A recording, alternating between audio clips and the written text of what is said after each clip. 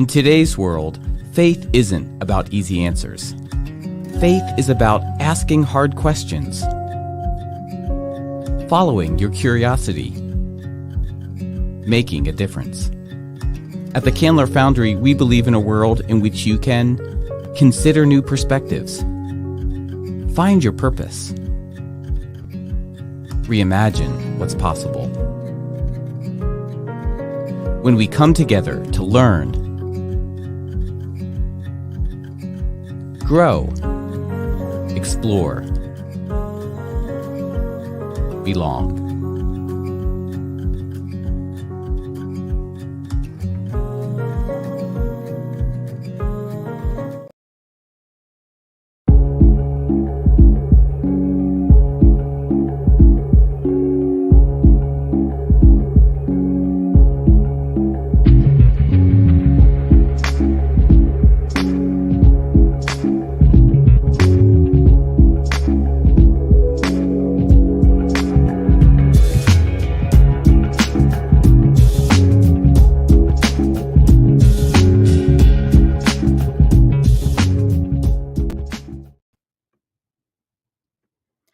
Welcome to Publications, a webinar series hosted by the Candler Foundry at Emory University's Candler School of Theology. The Candler Foundry is designed to bring opportunities for rich theological learning beyond the walls of the seminary, making them accessible and engaging for everyone. In that spirit, this webinar series features discussions of newly published academic works and invites the broader public into the important conversation that these books engage. My name is Elizabeth Arnold, also known as EB, and I'm the postdoctoral fellow and New Testament teacher for the Candler Foundry. I have the pleasure of being your Foundry host this evening. We're thrilled to have you joining us for tonight's discussion with Dr. Maggie Low, the author of the newly published book, Asian Feminist Biblical Studies, Perspectives and Methods. Our moderator for this evening's conversation is Dr. Kwok Pui Lan, Dean's Professor of Systematic Theology at Emory's Candler School of Theology and Special Advisor to the Dean on Systematic Changes. Dr. Kwok, welcome. Thank you very much. Good morning to those joining us from Asia, and good evening for those joining us from North America. I would like to welcome you to this webinar on this pioneering book, Asian Feminist Biblical Studies, edited by Dr. Maggie Low from Singapore, which was published last fall. Tonight, we are going to have Dr. Low introducing the book, especially sharing the journey of editing this book during the pandemic. It has taken her longer than expected. Afterwards, we'll be joined by our panelists who will discuss and comment on the book. This webinar will be very informal and conversational. You are most welcome to put down your comments and questions in the comment session. The book was published by the Divinity School of Chung Chi College at the Chinese University of Hong Kong.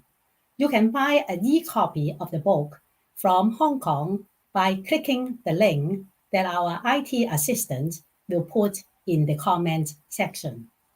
Now I want to introduce to you Dr. Maggie Low. She is the lecturer in Hebrew Bible at Trinity Theological College in Singapore. Her PhD is from Union Presbyterian School of Christian Education in the US. She is an ordained minister of the Presbyterian Church in Singapore, and her interests are in feminist studies and homiletics. Her latest work, Reading Isaiah in Asia, was published in the Oxford Handbook of Isaiah. Dr. Low. Good morning, and thank you, Pui Lan, for your introduction. And as you have mentioned, this book, it has finally been delivered, but the labor was 8 long years. 8 long years because many things happened during the pandemic. So I feel like the birthing mother, but I must give credit to Dr. Kwok Pui Lan, because she was like the midwife who kept urging us to the finish line. So what kept me going? I just want to share something personal for a start. What kept me going to keep getting this to the finishing line is a personal conviction because of my experience as a woman in the Singapore church. As was introduced, I'm with the Presbyterian Church, but the Presbyterian Church in Singapore is kind of a strange creature when it comes to women ordination, because we leave it to individual churches whether they want to call a woman candidate to be ordained, because different ministers just have different views on this. And I remember about 30 years ago when I went through the ordination process and we needed to be interviewed by the personnel committee made up of ministers. I remember that one of the more traditional conservative ministers said to me in his interview question, "How will you cope as a minister and as a mother?" And I was rather taken aback by that question, but by the grace of God, thank God, that he just gave me the words to respond. And my response were, "I would like to learn from you, Reverend. How do you cope as a minister and a father?" You know, so I am quite upset that that women are only like families are supposed to be taken care of by the mothers and not the fathers, and that women are confined to the home and not to the ministry. So that has always been a lifelong conviction for me to be speaking up for the women in the church, for God's daughters as well. So that's what kept me going. And I'm so glad that this is finally now out. This kind of fill a gap in feminist publication in English, because I know there's quite a bit written by Asian Americans, and that's been really helpful. And in the respective Asian countries, you probably have resources written in their own languages. Like I know Korea has written quite a bit, and Indonesia has also written quite a bit. But we can't really access them because they're not in English, which means that they become quite confined to their own country. So I hope this gives Asian feminist biblical study a wider exposure. So we have 14 scholars who have contributed to this book, and I would like to ask, that we take a quick look at the content so you have an idea of what are the contributions. The content page. And that should, there we go. Right. So in the introduction, we have a good framework that's been laid out for us by a Korean, a very experienced Korean feminist scholar, Kyung-Sok Lee. And then we divide the rest of the essays into different regions. Can you continue to show it? Yes.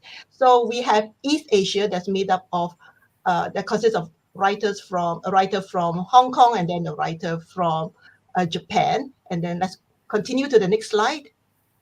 In East Asia, we have two more scholars from Korea. And before you, yes, the second one, we have from South Asia. We have a writer from India, another one from Northeast India. And then the next slide would be from Southeast Asia. And we have the most contributions here because they are made up of many countries, like from Indonesia and then Malaysia. Number 10 is from Myanmar, 11 is from Philippines, and then one last slide. We have two from Singapore and a last one from Vietnam.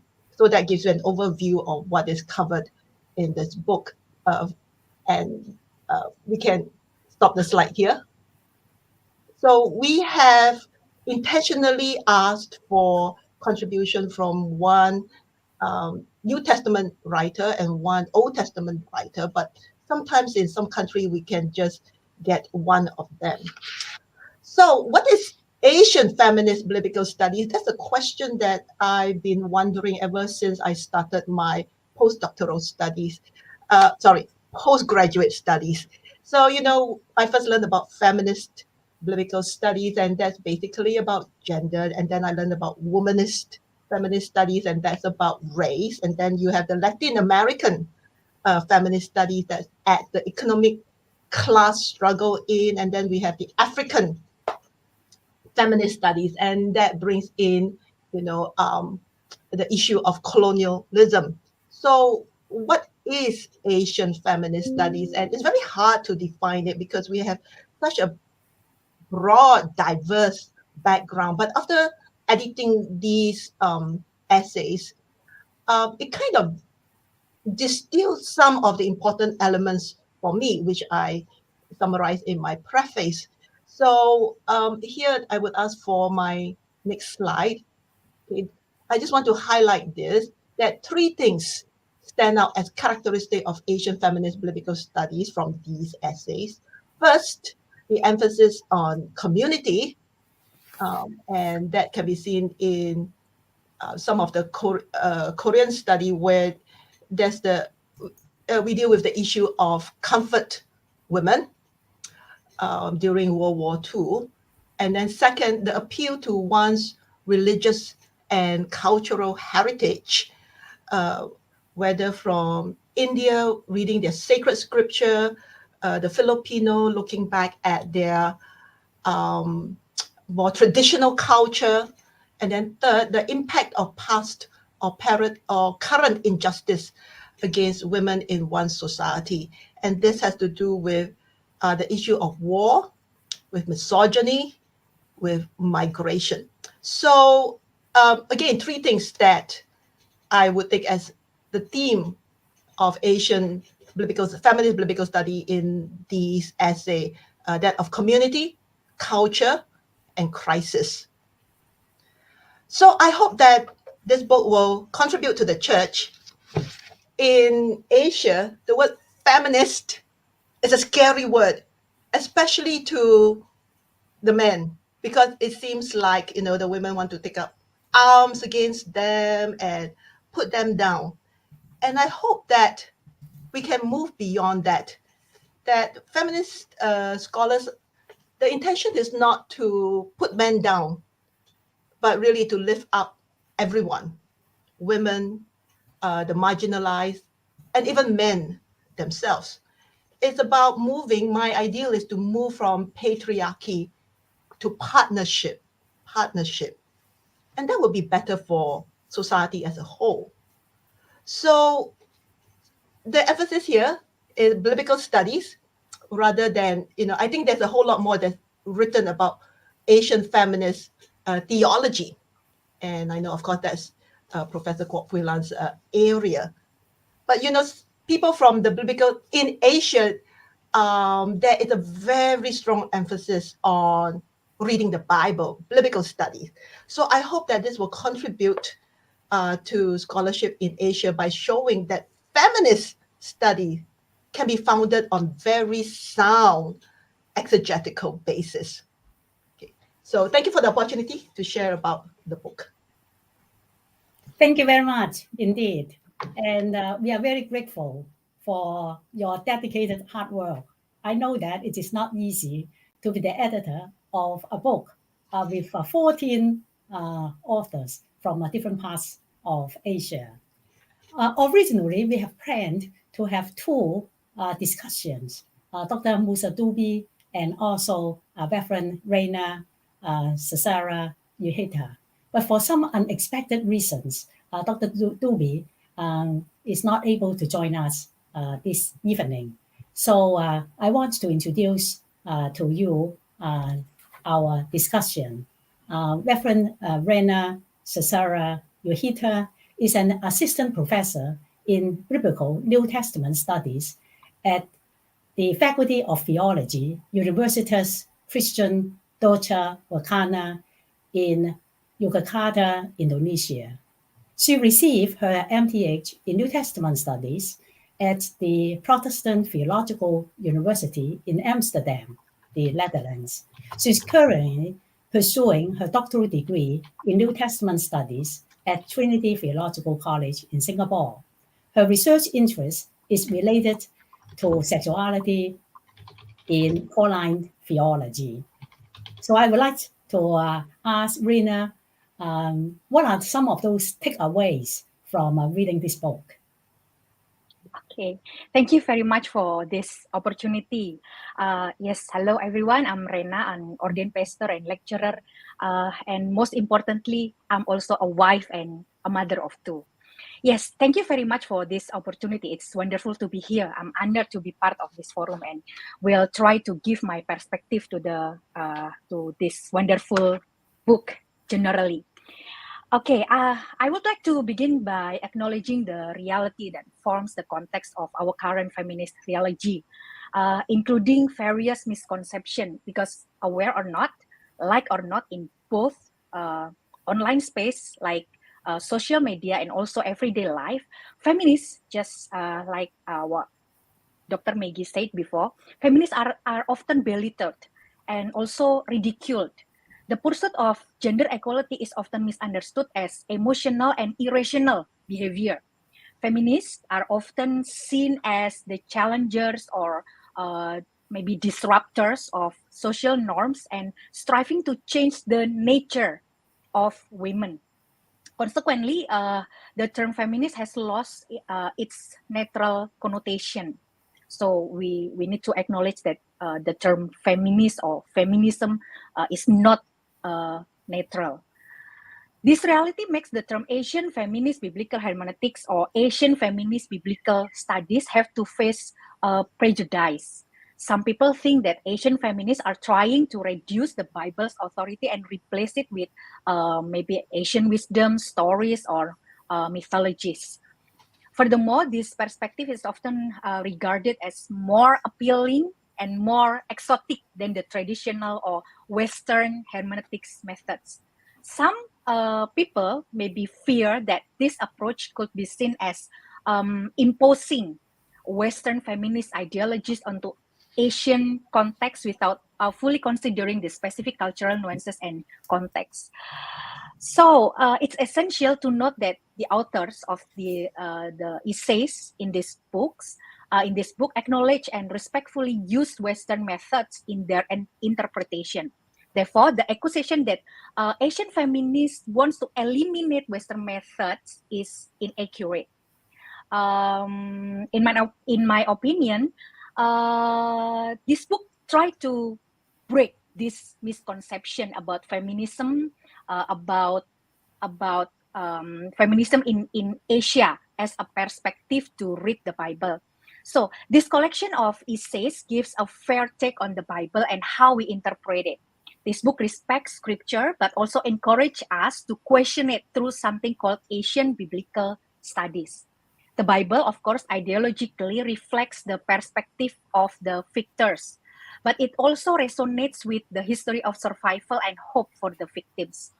By acknowledging this, in my opinion, we can dispel assumption and offer alternative interpretation within our unique social cultural context as Asian or as women in Asia.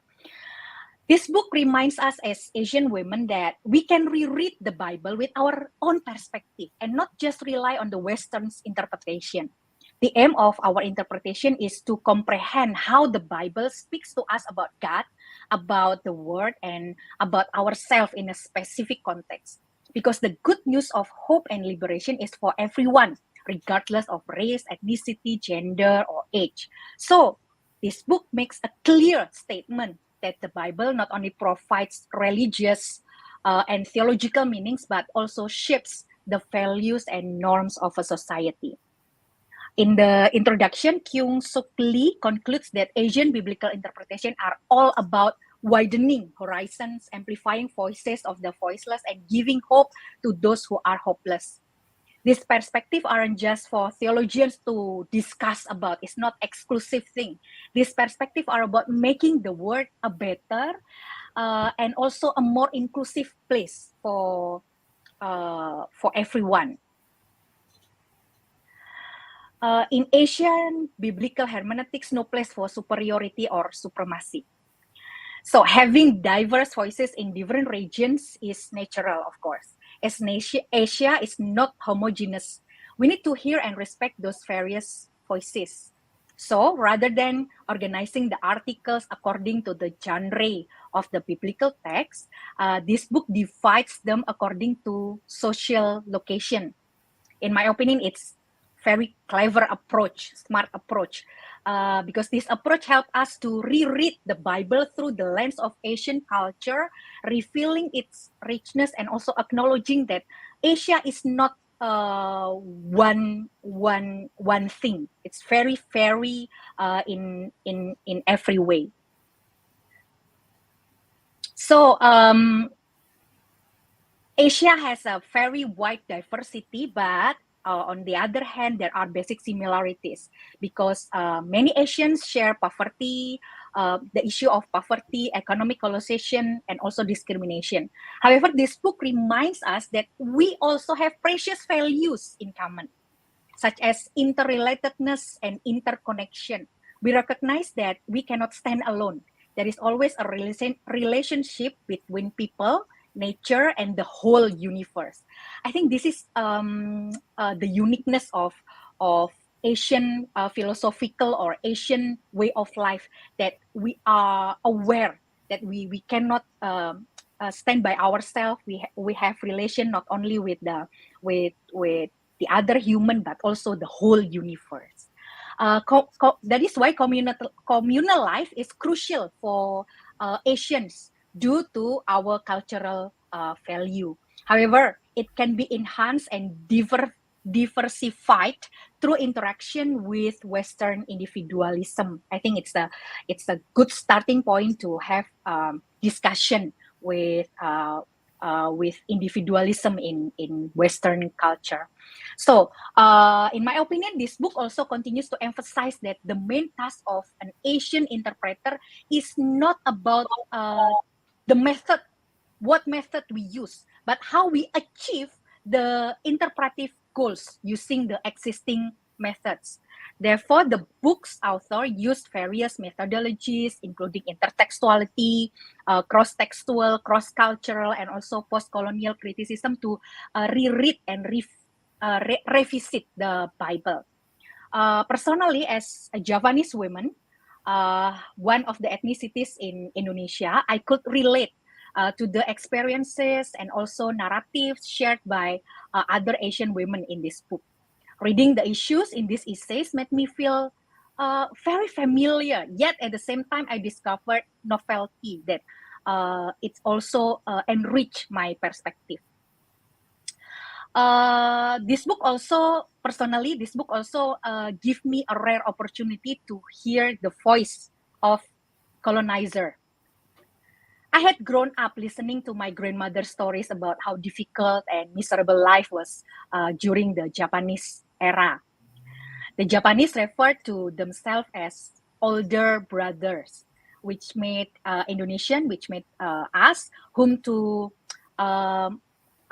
under Dutch occupation or colonization almost 3.5 centuries.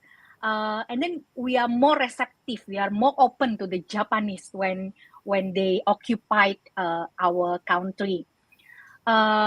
Compared to what the Dutch did to our country, Japanese, honestly, they did more damage than the Dutch. So it left, wound, in collective memory as Indonesians. The problem is, it is often the case that younger generation in Japan are not aware of their nation history of colonizing Indonesia. Maybe colonization in Indonesia, Japanese colonization in Indonesia is not as well known as their colonization in Korea or in Singapore, for example. But this reality is quite disheartening. Yeah, but this book, however, allowed me to hear from Japanese feminists who not only dare to admit the bitter history, but also try to make amends, because we need to learn from our history, even from the most bitter part. So, as a teacher as well as a student of the Bible, I believe that theological students who already understand the concept of gender and sexuality should read this book so that they can begin to practice rereading the Bible with feminist perspective and methods on their own.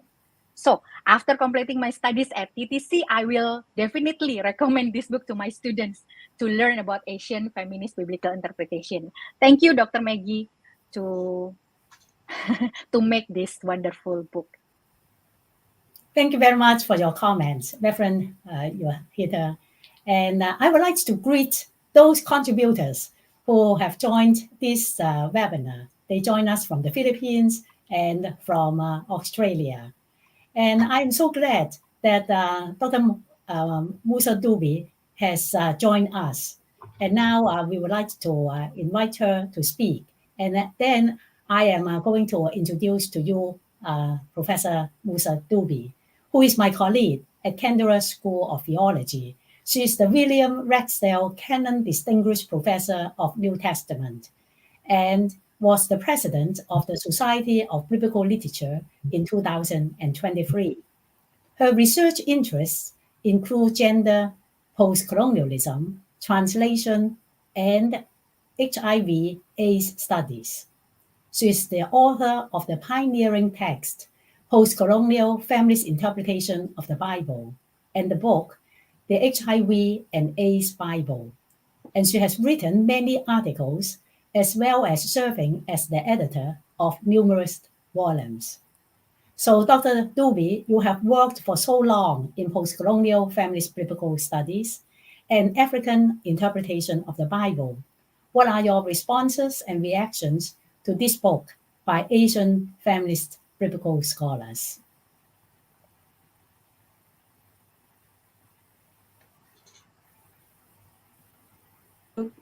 Read this book. I think it's an important part of our scholarship to have it, and it will enable us to be able to integrate the voices of Asian biblical scholars more comprehensively than we have done in the past.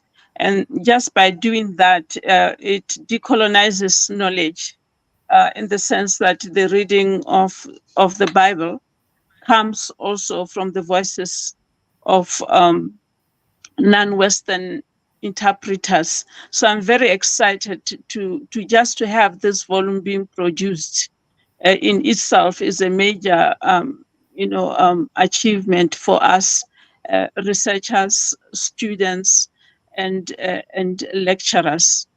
And second, I note that in terms of post-colonial, that several perspectives have been brought in, and one of the most important perspectives that we are getting is not just the Western colonizers, but also getting perspectives from other empires, such as the Japanese Empire and its impact on Korea, and how that brings certain ways of reading, both from the Japanese women and the Korean women and others who were also impacted by that particular, empire. So I believe that this book also brings a number of other empires as well. I've seen that there's also Spanish Empire being mentioned, its impact on other countries.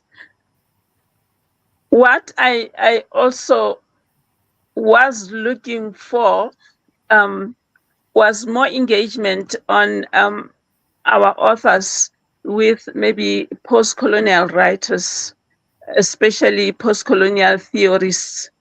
I was, for example, when I was reading Monica's paper, I was looking for the voice or for the theories or the frameworks of Gayatri Spivak and how she might have used them to discuss the issues of how the subaltern speaks or does not speak, how the Asian woman, especially Asian Dalit woman, is a subaltern whose space to speak remains extremely constrained. Amongst the Korean women who were speaking, especially about comfort women and the Japanese Empire. I was particularly looking for to hear how they would engage the work, for example, of Gina Kim and her very influential book on post-colonial grief, when she speaks about graves that are even in the water, as we think about how the comfort women, even those who were returning home, could not face coming home, given both the impact or the shame of both patriarchy and the impact of the empire, and how they had to throw themselves in the water just to avoid coming home. And also those who came home and how they spent decades again silenced, unable to speak about their experiences. So yes, the book speaks quite a bit about post-colonial. In several chapters we have that, and in several references. But I was looking for engagement with also post-colonial theorists and how they could further empower the reading of this book. Third, there was a lot of discussion about migration as well. And there was a lot of readings of books that several feminists have already engaged. But I was looking also for that engagement with, the Asian diaspora readings. For example, someone was reading Ruth, and Ruth as a Moabite woman, and I was looking for what would that reading gain if it engaged Gail Yee's reading of Ruth and her status as a permanent foreigner, because the issues of foreignness are in many ways, or permanent diaspora or the diaspora itself, whether it's cross-country, whether it's cross-continents, is in many ways linked also to the experience of post-colonialism. So yes, there is engagement with diaspora scholars. For example, there's a lot of engagement with mention with the work of Kwok Pui Lan. But I believe the engagement could have been deeper, and it could have enriched the engagement with the post-colonial issues. The third or the fourth aspect, one of the things that I'm always looking for is how we women of the Global South can speak to one another, can engage one another. Given our experience of marginalization, given our history of being colonized, I believe that we can speak to one another more or better. We can engage each other's work more.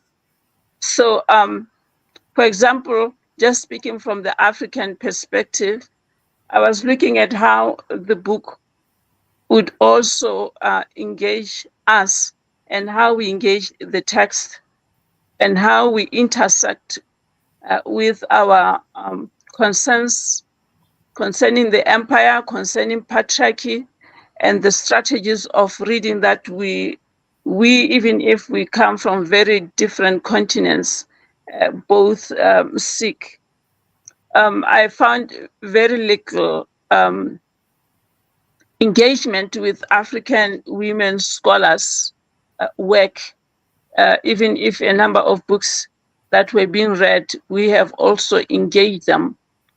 So, of course, this led me to ask the question, especially if I have to say, I also looked at how many white Western women scholars were engaged, whom I would say there were quite a lot. So then the question is, are we producing knowledge that is colonized? Are we still thinking through Western feminist thinkers. And I'm not saying we shouldn't engage them. We must engage them, and we should always engage them. But are they the ultimate source of knowledge for us? Are they the ultimate theorists for us? Are they the ultimate readers? Are they the major, partners, in our, thinking? And in that case, if they are, could it still be reflecting some form of need of decolonization? Do we still think of knowledge and theory and reading and exegesis that is proper as something that is produced from the global north by Western women? I think we have to ask that question when we look at who our major, conversation partners in the biblical interpretation. Comparatively, I found more engagement with them. But I did find someone who mentioned that, in fact, part of the introduction to feminism included translation of Western books into Asian languages. And maybe that's supposed to be another challenge as well, to translate more biblical interpretations from other global South voices than just the Western ones. It could also be that most people are trained in the Western setting, and hence they assume that knowledge and take it for granted. I do want to mention one of the books that is referred, a book that was edited by Schultz on feminist biblical interpretation. She's been doing this book several times, several volumes, and one of the volumes is referred to. And when I first read that volume, I was pretty much disturbed, because what it did is to take the voices of Africa, Asia, Latin America, or anything global South, the whole global South, and lump them into one. And it really just kind of summarized them in a way that did not give any distinction. And what I felt when I read that book was that basically the feminist discourse was still maintaining the Western hierarchy in terms of economics as well. It is still maintained in the knowledge production. Now, when I was reading this book, I thought it's ironic that now, from the Asian perspective, there's little or no engagement with other global South women. In fact, the tendency is to engage more Western biblical scholars than other global South, which means that we discriminate ourselves against ourselves, even when we are discriminated against. So I think those are issues that we need to think deeper about them. Of course, I admit that we are still young, most of us, in terms of the amount of work we are producing and the amount of work we still need to produce. But I believe that we need to make a political decision, a deliberate political decision, to engage one another, to build upon each other's work, research, and to talk to one another, and make this a deliberate effort in our work. So yes, I'm very grateful for this book, and I'm looking forward to using it in my classes, as a reference book. But I believe that we still have quite a bit of work to do, as we should. I think that's what I would say for now. Thank you. Thank you so much. That is why it's so meaningful for us to have you reading the book, Dr. Dube, and challenge us to go deeper in the decolonization process, and also to expand our conversations with sisters and scholars from the Global South. I wonder if Dr. Low, you have some comments or response to what you just have heard from our two discussions. I really appreciate what Dr. Dube has given feedback about, and I think that there's definitely more that can be done. One, as you have pointed out, I think that this is kind of a first step for some of the countries in developing their studies and resources. Like one of the guidelines for each of the scholars was to do a scholarship review of what has been done in their own country already. So, is to make use of the resources that they already have and to share that with other people. And in some contexts, they found that really, really difficult because, for one thing, so little has been written. And I think Japan is one of them. And Lily, who is from Philippines, had a hard time. And Lily, I know, is on joining us today. And maybe she can talk more about this next time when she's doing the course, that it was hard to gather the material together. It was just the physical difficulties of getting resources. For some other countries, I think, the scholar from Hong Kong, so much more has been done. And this is where Kwok Pui Lan has been cited. So there is just this different resources and capability from different regions. But I see this book in a way as a first step towards a conversation, first step. And even though it's more could have been done, I'm just glad to get it out so that we can learn from each other. As Dr. Dube has been saying, what about engaging people from the global south? So that is something that we will need to work on. So thank you for that. Yeah. Yes, indeed. Thank you for this challenge and also the invitation. We hope there will be opportunities for Asians and Africans and Latin Americans, sisters and scholars to work together and to have this mutual fertilization. I wonder if Reverend you have a question for Dr. Low. And I also want to remind our audience, if you have questions and comments, please put them in the comments section and we'll pick it up at the end. Okay, thank you very much, Dr. Kwok.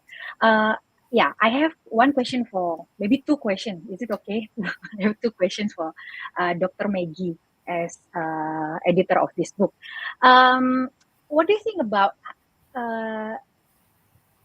how to balance the Western methods, such as historical and textual criticism, with the Asian ideological methods, such as post-colonialism, for example?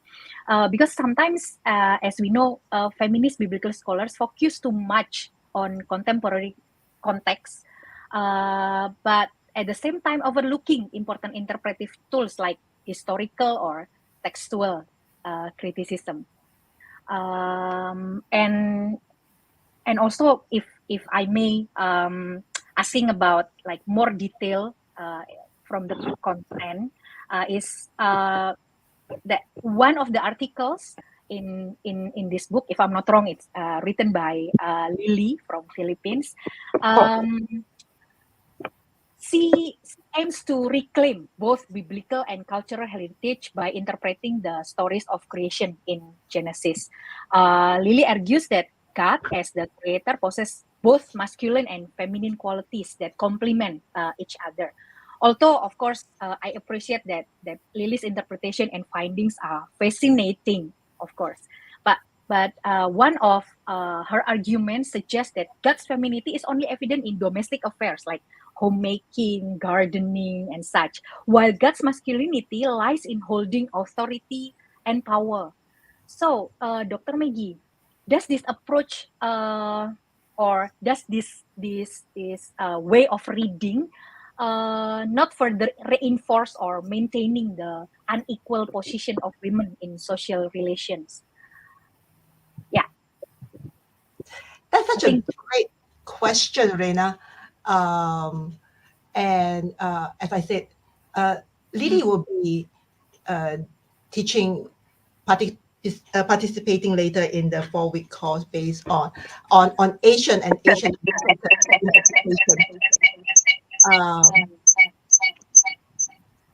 Okay. So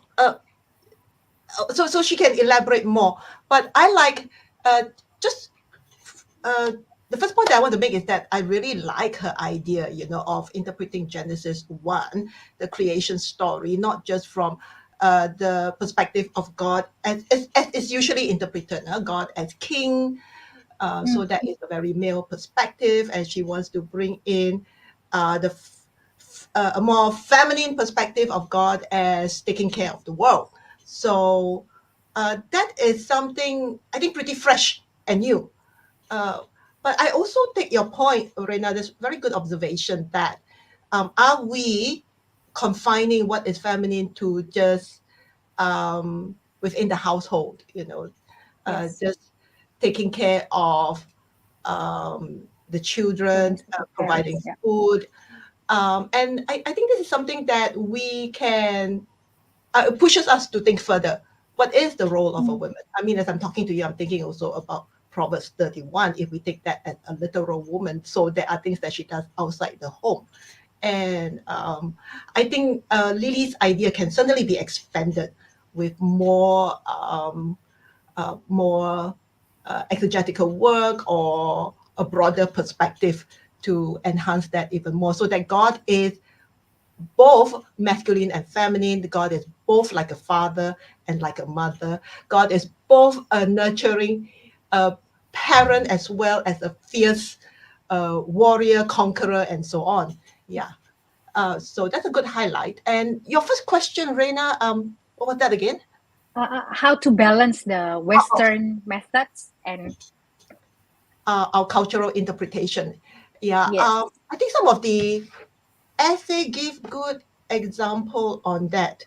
Um, but okay, because each essay we give them a word limit, like 5,000 words, and they have to do a scholarship review, and then we say, can you give us an example of how you would read a text, okay, from a Asian perspective? So I think it was kind of limited how much depth they could go into, but I particularly appreciated Monica's article just from the Indian perspective on Job's wife. Okay, very often Job's wife had been taken as this negative character, tell the husband, curse God and die, and then she's called a foolish woman. Feminist studies then contribute that. No, actually, she was just trying to instigate him to question God and to theologize with God. And then, so there is that, we have you can have the historical literary understanding of Job, and then what Monica added was the her religious cultural background, as well as how they would understand the role of a wife. And she used um uh the sacred story of a wife who's sacrificed herself for the husband good. And I think that's just kind of turn a different spotlight on Job's wife as well. Um, so that's, balancing, I think, the historical, critical, and one's cultural perspective as well. So that's my short answer for now because of time. Maybe I could ask, I'm very interested to ask Dr. Dube, to help us interact more between the Asian and the African perspective. I note that one of the common themes we have is that of community. That's so important in Asia, and as you have written also in the African context. I'm just curious, do you find any difference in terms of how the Asians see it or how the Africans see this aspect of community? I know it maybe very limited so far because from in terms of what you might have come across in this book, but could you speak to that? Yeah, I actually was intrigued by the reference to a Buddhist saying on community, and I found it quite close to the one we have of I am because we are, and we are because I am. In other ways, community is very, very central.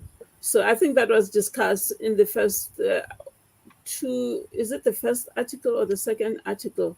There was an attempt, and I really found that quite intriguing, and I wanted to hear more about it.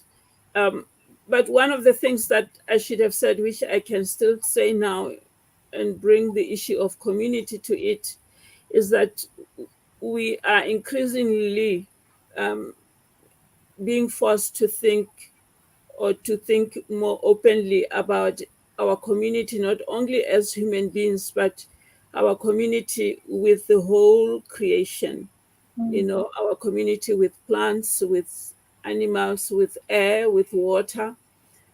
Given the state of affairs of climate change, it has become more critical that our theological thinking should integrate, the aspect of our communion with all members of creation. I saw that one or two people did Genesis, 1 and Genesis 2. And I think more could be said there in bringing the issue of community or being in communion with the whole creation. But another thing also, as we think about community and especially community with creation and post-coloniality, is that perhaps those of us who started early on post-coloniality, although post-coloniality is all about how imperialism takes the earth, and oppresses others, we have tended not to emphasize sufficiently that oppression is not only to human beings, but to the whole creation. In other words, as we think about community now, and as we think about post-coloniality, and as we think about climate change and in our theological thinking, we need to integrate how colonialism itself impacts community as a whole. And I mean here, not just human beings, how it impacted the plants, animals, and that what we are seeing today, climate change, is actually a post-colonial, witness of the impact of colonialism on the community, on the earth community. And we need to interrogate this further, given that women are most of the time closer to the land and more dependent upon the land, whether it's firewood, whether it's gathering water for the family, whether it's gathering herbs, or keeping gardens. When the earth is impacted, where the earth is out of balance, again, it is the women we have to walk further to search for water. It's the women who have to walk further to search for herbs, and their gardens are not producing sufficient food for their families, and how this impacts the lives of women and puts more burden. So I need to add at this point, that for all of us and for this book, we need to integrate the issue of Mother Earth more forcefully, of Earth community more forcefully in our theological thinking. Is no longer an option everywhere, wherever you are. It is clear that the earth is weeping because it has been subject to oppression. And this oppression is very much linked to imperialism and lack of integrated community with all our members of the earth. Thank you so much. Thank you. Now, we might want to pick up some questions and ask the panelists to respond. We have a question about how Asian or African are being constructed within and by these important coalitional efforts. For instance, what is too Asian, African, etc., versus not enough in collections like this one we are celebrating today.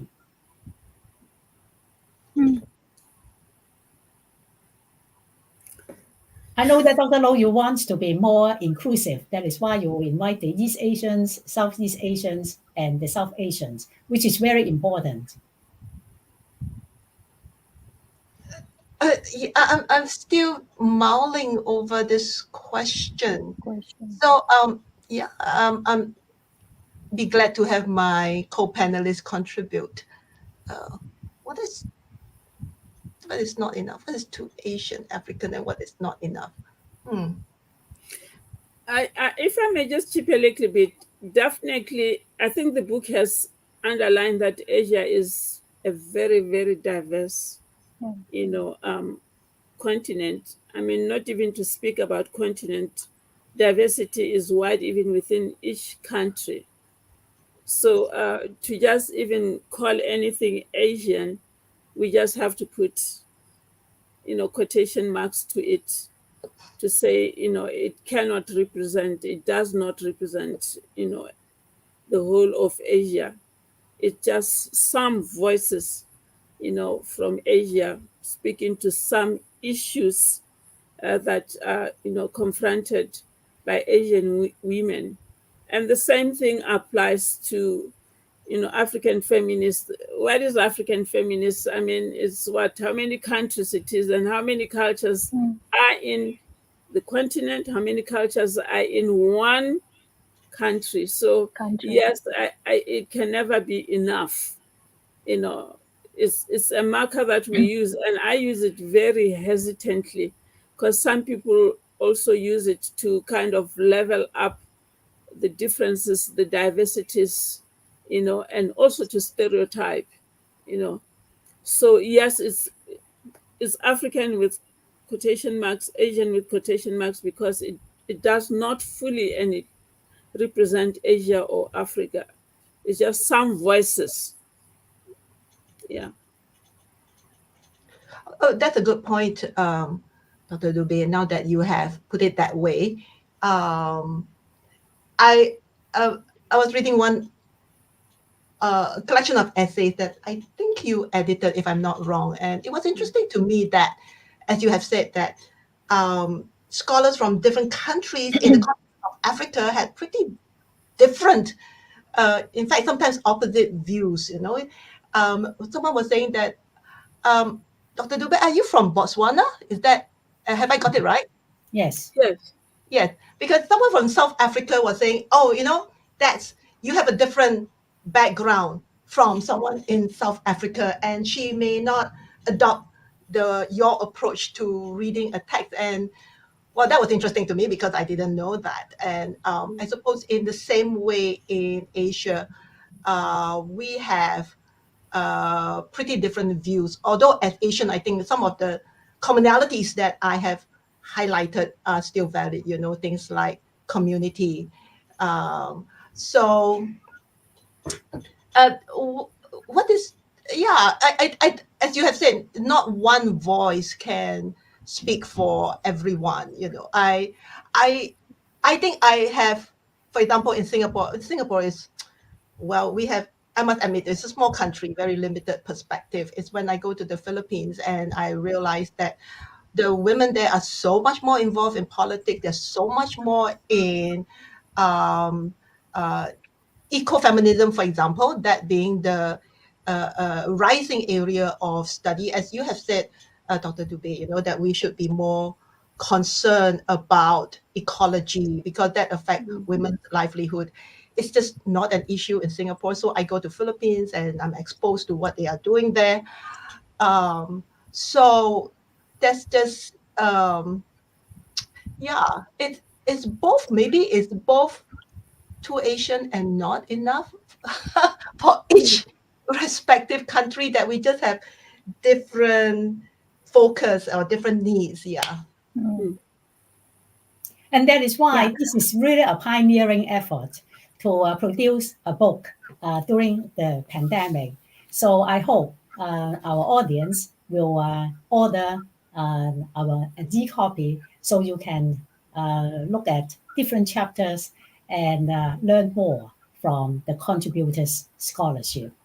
And I would like to thank Dr. Low, Dr. Dube, and Reverend Yudhita for joining us this evening.